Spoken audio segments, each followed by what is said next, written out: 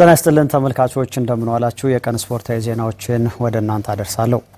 የእግር ኳስ ክለቦች ለአጨዋወት ፍልስፍናቸው የሚበጁ ተጫዋቾችን ለማግኘት የምልመላ ክፍል ማቋቋም ላይ ትኩረት ማድረግ አለባቸው ሲል የካፍ ኢንስትራክተር መብራቱ ሀብቱ ተናገረ።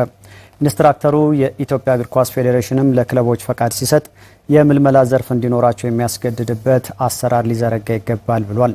ዳናይት ሲሳይ ተጨማሪውን ታቀርባለች።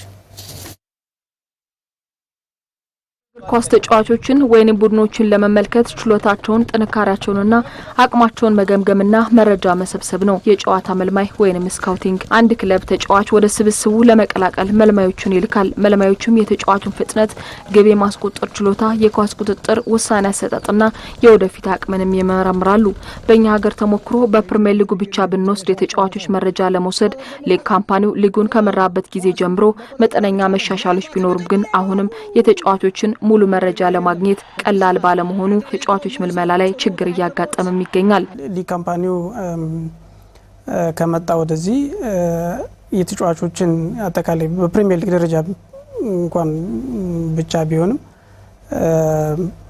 የተጫዋቾችን ዳታ ማግኘት ይቻላል። በተወሰነ ደረጃ አንድ ክለብ ላይ የነበረ ተጫዋች ምን ያህል ጨዋታ ተጫውቷል፣ ምን ያህል ደቂቃ ተጫውቷል፣ ምን ያህል የዲሲፕሊን ሪከርድ ምን ያህል አለው፣ በቢጫ በቀይ የሚሉ ነገሮችን በተወሰነ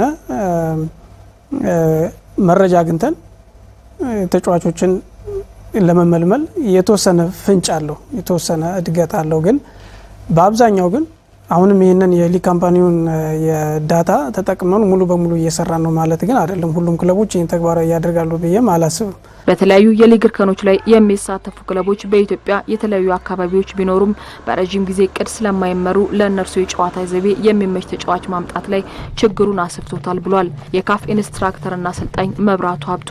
አብዛኛው ክለብ አሁንም በድፍረት መናገር ይቻላል የ3 እስከ 5 ዓመት የሚደርስ የረጅም ጊዜ እቅድ ይዞ የሚሰራ ክለብ የማግኘት እድላችን በጣም ጠባብ ነው። ያ የለም ማለት ቲሙ የራሱ የሆነ ያጨዋወት ፍልስፍና የለውም ማለት ነው። የራሱ የሆነ ያጨዋወት ፍልስፍና የለውም ማለት ደግሞ ምን አይነት ተጫዋች እንደሚፈልግና በየትኛው ቦታ ምን አይነት ኳሊቲ ያለው ተጫዋች እንደሚፈልግ የተጫዋቹን ፕሮፋይል በደንብ ለይቶ አያውቅም ማለት ነውና ስለዚህ እንደ ሀገር የመጀመሪያው ነገር ምንድነው እንደ ክለብ የረጅም ዓመት እቅድ ኑሮን በዛ የተመሳሳይ የሆነ ፍልስፍና ላይ ተግባራዊ ለማድረግ የሚያስችል አሰራር ገና አልዘረጋንም ብዬ ነው የማስበው። የኢትዮጵያ እግር ኳስ ፌዴሬሽን ክለብ ላይሰንሲንግ ላይ መልማዮችን የሚያበረታታ አሰራር ግዴታ በክለቦች በኩል መፍጠር አለበት።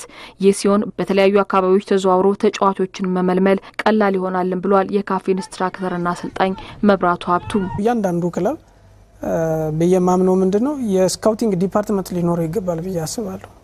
አሁን ከዚህ ከኮቺንግ ስታፉ በተለየ የራሱ የሆነ የስካውቲንግ ዲፓርትመንት ሊኖረው ይገባል። የስካውቲንግ ዲፓርትመንት ከሌለ አመቱን ሙሉ ጨዋታ ላይ የነበረ የኮቺንግ ስታፍ የትኛውም ክለብ ላይ የትኛውም ሊግ ላይ እየሄደ ተጫዋቾችን ሊመለመል አይችልም። ስለዚህ የስካውቲንግ ዲፓርትመንት ሲኖር እንደ ክለብ ብሎም እንደ ሀገር መስራት የሚገባውን ነገር ለመስራት የሚቻልበት እድል ይኖራል ብዬ አስባለሁ። እንደ ፌዴሬሽን አሁንም የፌዴሬሽን ኃላፊነት አለበት ብዬ አስባለሁ እንደ ፌዴሬሽን። ምክንያቱም አንደኛው ልክ እንደማንኛውም የክለብ ላይሰንሲንግ መስፈርቶች አሁንም የስካውቲንግ ዲፓርትመንት የተዋቀረበት ክለብ እንዳንድ እንትን መቀመጥ አለበት ብዬ አስባለሁ። እዚህ ሰዓት ፌዴሪኮ ሉስ አቤል ያለው አቤል። በተያያዘ ዜና ፋሲል ከነማ ለመጪው የውድድር ዓመት የአሰልጣኝ ዘማሪያም ወልደ ጊዮርጊስን ምክትሎች አሳውቋል። አጼዎቹ የቅድመ ውድድር ዝግጅታቸውን በአዳማ እያከናወኑ ይገኛሉ። አሰልጣኝ ዘማሪያም ወልደ ጊዮርጊስም አሁን የመጪ ዓመት ምክትሎቻቸውን አሳውቋል። ኢንስትራክተር መብራቱ ሀብቱ በምክትል አሰልጣኝነት ከተሾሙት አንዱ ነው። ወጣቱ ባለሙያ በባህር ዳር ከነማ የቪዲዮ ትንተናና ባለሙያና ምክትል አሰልጣኝ ሆኖ አገልግሏል። በኢትዮጵያ ብሔራዊ ቡድንም በቪዲዮ ተንታኝነት ሰርቷል። በደቡብ ሱዳንም ከአሰልጣኝ ውበቱ አባተ ጋር በጋራ መስራት ችሏል። አሁን የአሰልጣኝ ዘማሪያም ወልደ ጊዮርጊስ ምክትል ሆኖ ተሹሟል። ሌላኛው አሰልጣኝ ግርማይ ኪሮስ የአካል ብቃት አሰልጣኝ በመሆን በአጼዎቹ ቤት ተሹሟል።